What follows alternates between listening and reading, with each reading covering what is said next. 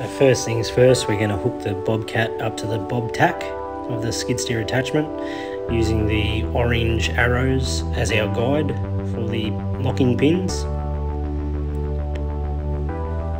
When we get the machine hooked up to the attachment, now we're going to hook up the hydraulic fittings, making sure that we're keeping the coupling protectors on so that we don't get any debris into the system.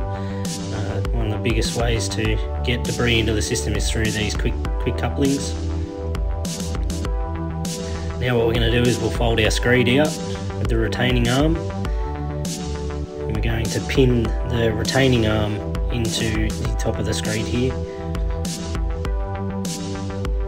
So now, to get the eyelets to line up, we use this bar to retract and pull out the bar to be able to get the eye through, and then we'll get tension on it to hold it in its upwards position.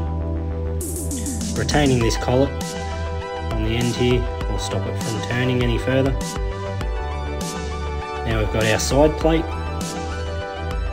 Pull the pin out, get your desired side plate position and repin it, and that'll hold the side plate in position. Now we have our retaining chain. We're going to bring that around, and this stops from the head of all that material the backwards force onto the screed from wearing any parts out prematurely. Make sure we get as much tension on that chain as we can. It will tighten up with the head of the material. These quick couplings are for our side shift on the screed, hooking them up the same as our bobcat auxiliary hydraulic fittings. Now we'll turn on our remote and we'll wait for the red light.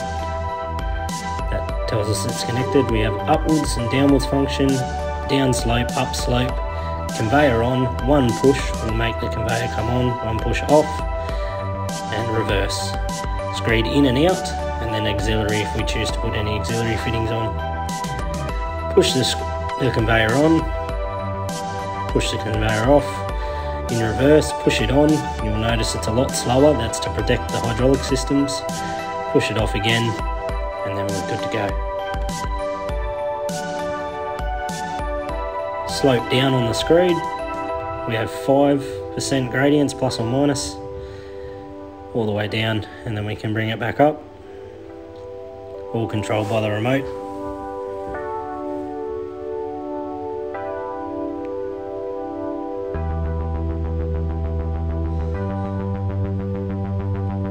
Up and down on the remote.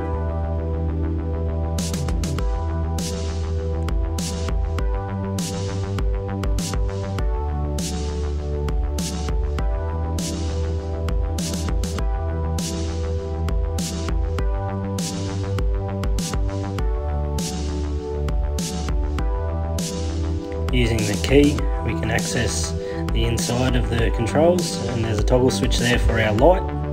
So if we're doing any night works, the operator has full view of his guide bar through the camera. In our box, we have our camera for the operator. He will plug it in, get the bracket, and holds it into the machine.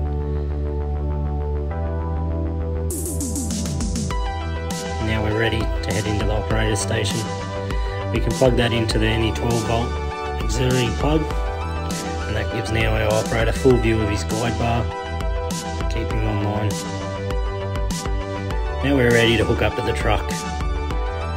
We're going to bring it out, and you'll notice our rollers don't quite meet the back of the tyres. So what we're going to have to do is we're going to extend our telescopic rollers out to the desired fit.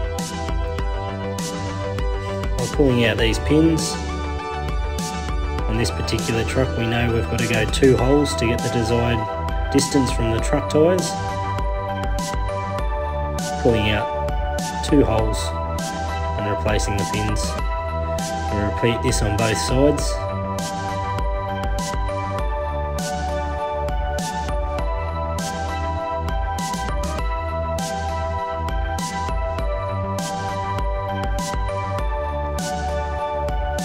Now we're going to come into the back of the truck. and we're ready for work.